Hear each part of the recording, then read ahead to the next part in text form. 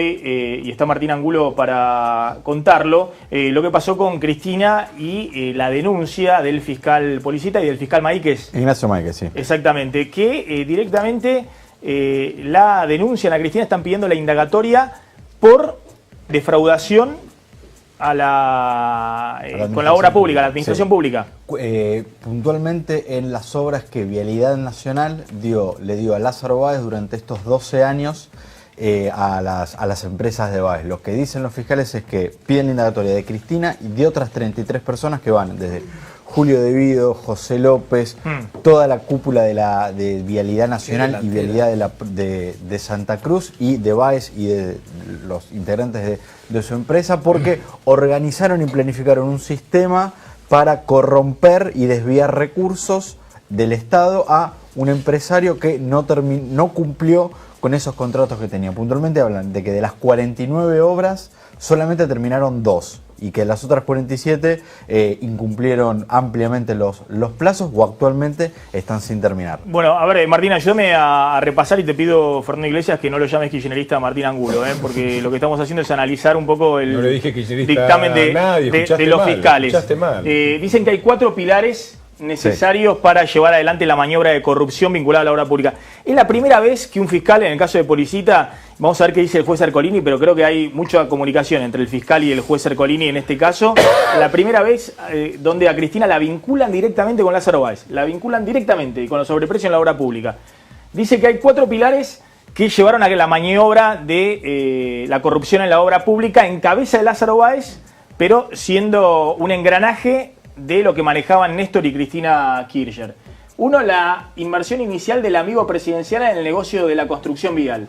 El primer eslabón fue la colocación del amigo personal de la ex familia presidencial en la industria de la construcción 2 semanas antes de la asunción del expresidente el 25 de mayo de 2003.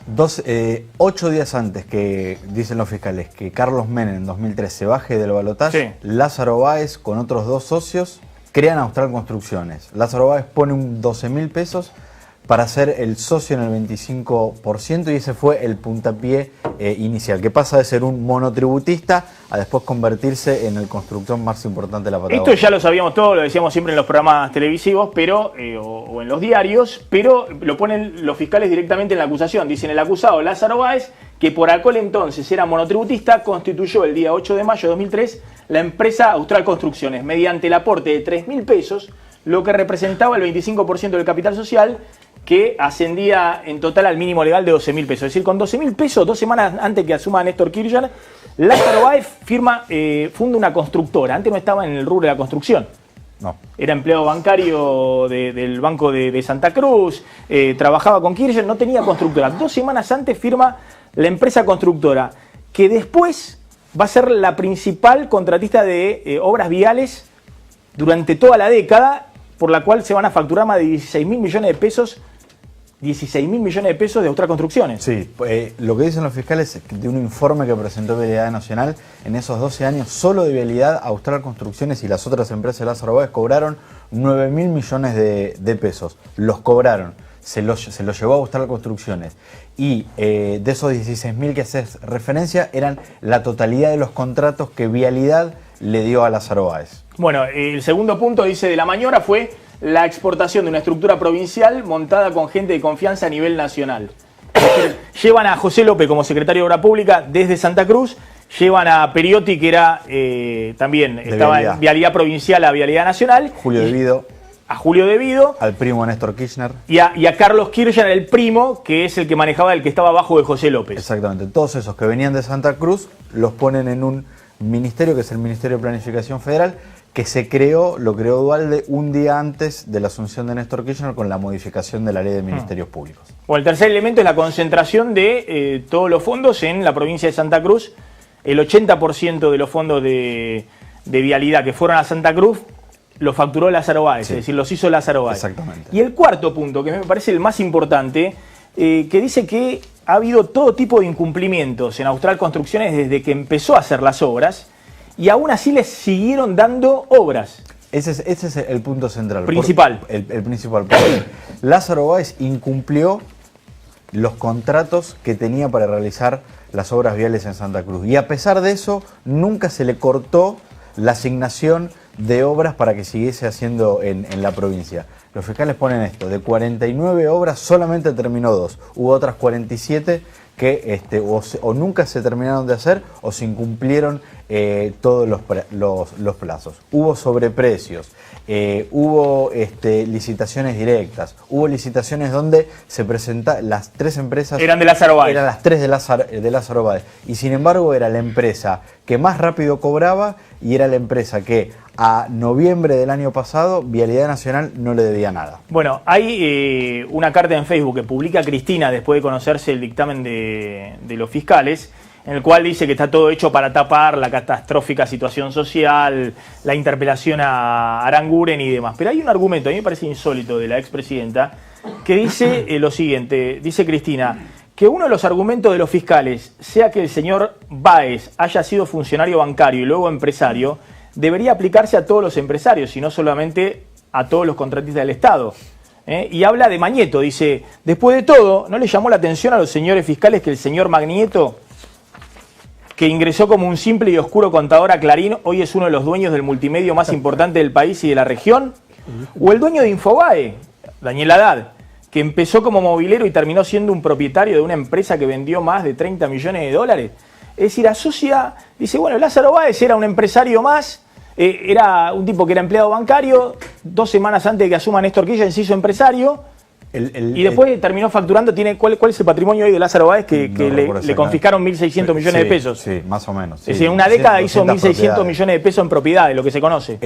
Usa un argumento similar al que usó hace poco Lázaro Báez en una entrevista también con Infobae, que decía, bueno, a mí lo que no me perdonan es que yo pude crecer. Es que el punto de estos 4, el primero es, digamos, como es toda la película, pero digamos no es el principal. El principal está en esto último. ¿Qué es lo que dicen también los fiscales respecto de Cristina Kirchner?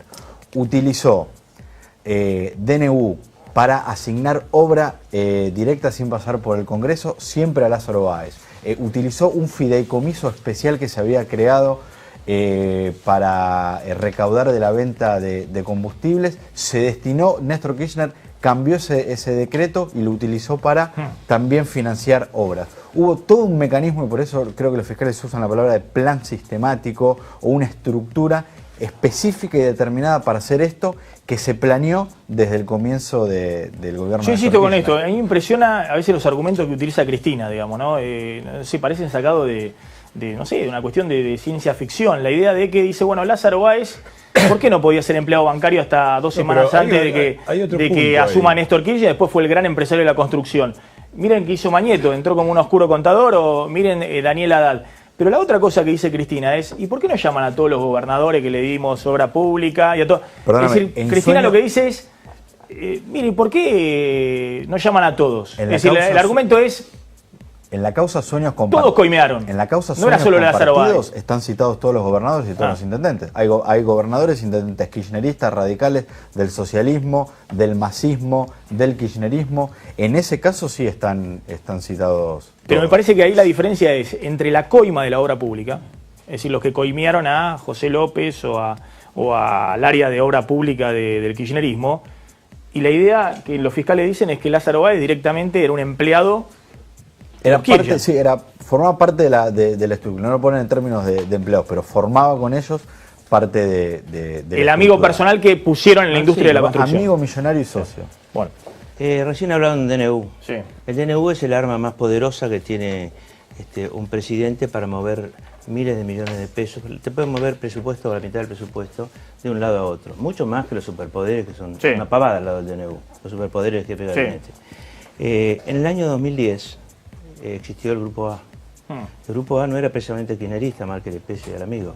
Y juntos, votando, y él debe haber votado también ahí, votamos en contra, conseguimos que diputados votara en contra de la ley que permite que un DNU sea mucho más fácil de resolver en el Congreso que una ley.